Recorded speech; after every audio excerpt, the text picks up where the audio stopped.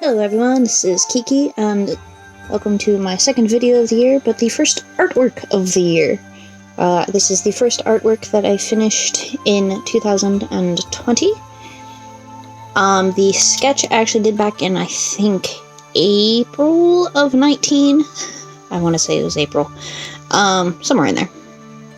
But this is Waka from the game Okami, which is, like, one of my favorite games ever. But this is Waka interpreted in my style, I suppose. I was sketching while we were in sort of an intermission in my D&D group, and I was like, I really like how this turns out. And I wasn't originally gonna, like, shade it in, and then I was like, you know what, I want to shade it in, so I shaded it in. And I was like, I'm gonna digitize this, but it just didn't happen, and didn't happen, and didn't happen. I'm like, you know what, I'm gonna do it now. It says 5, so that would have been, what, May? So it was close, May.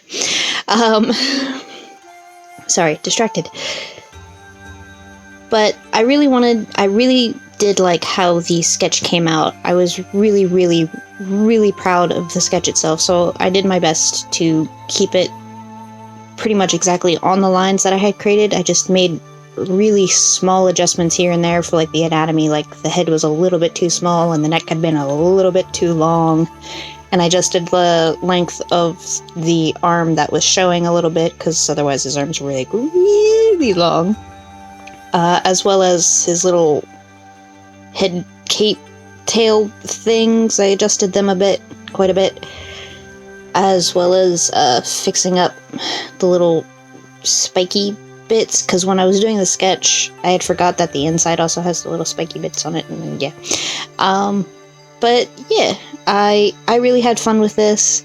The only thing that I kind of wish is I didn't straighten him out so much. I wish I kept him closer to the original angle that I had him at, where he was more on, like, a straight slant. That makes sense, a straight slant.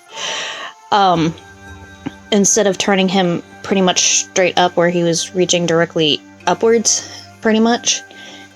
Just, it feels a little bit more dynamic to having him going on an angle, but at the same time, I like the sort of wall scroll feel of having it be a very long picture, which isn't something I do normally. I don't normally do full pictures that are very tall. Like, I've done wide ones, but I've never really done tall ones. So it was another thing that I had wanted to try with this. But I really tried to focus on the shading for this one to make it dramatic, but not, like, over dramatic to the point where it didn't feel right. Like, there's a feeling that I was going for, and I do feel like I got it. Like, it's not overdone, but it's not underdone. It's like, it's Goldilocks. It's just right.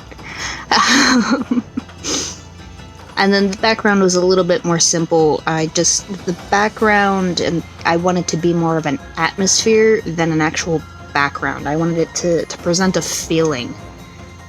Because as you go through the game, if you've played the game, when you first meet Waka, you're really not sure about him. I mean, I was sure about him because, I mean... but, like, he presents himself in this very mysterious, you don't know if you can trust me kind of a thing. I'm gonna make it seem like I'm a bad guy, but also a helpful guy, but you're never gonna know. And then, you know, you get to the end, and spoiler, you know, he's a good guy, and he helps you fight the big bad. But, you know, you find out that he actually has, like, this horrible thing that happened in his past, and he's been fighting to try and fix it, kind of a thing, and he's my boy. But he's great, and I love him, and I wish he was in the game more. So the idea of the picture was to sort of involve that he's trying to get away from this darkness that happened to him and reach for a new beginning. So, like, I have, like, the creepy hands at the bottom, and then later on I put in, like, a light source at the top, and he's, like, you know, reaching for the light, you know, like yeah, cliche and all that. And then at the very end, if you pay attention, I don't think it shows up very much in this because it's, you know, sped up. But I do actually put a hand that's just barely visible. I don't actually color it in, it's just the line work for the hand. I just copy his hand and flip it around. In just coming out of the light source, which is sort of meant to represent like Amaterasu reaching for him. But yeah, that's the idea behind this picture, and I'm very, very, very happy with it. I tried a different overlay for the brush. Like normally I use the multiply and the green, but I did the watercolor and the lighten for this one to try and get a little bit more of a sort of watercolory look, but not really. Like, it's still like typically my normal shading, but it has like a slightly different look to it, and I really, really, really like how it looks. So yeah, I'll let you watch the rest of it and see you at the end.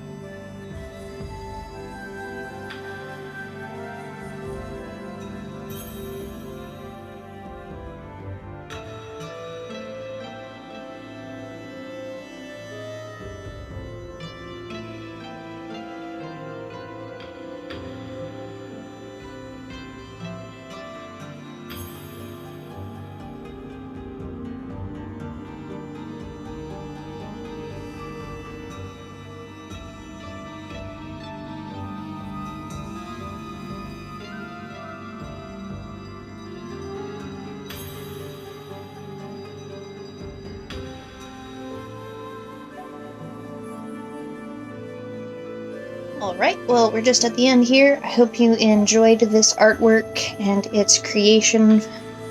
I wish I had the chance to record the sketching as well, but as I said, I was, if I remember correctly, in the middle of a D&D game. Well, not in the middle of the D&D game, it was like the interlog? Intermission. There we go. But yeah, if you enjoyed this, then I will have a link in the card to one of my other Okami fan arts that I did as a speed paint. And if you enjoy that as well, then maybe hit the subscribe button and join me on my arty journey, and let's see where we go together.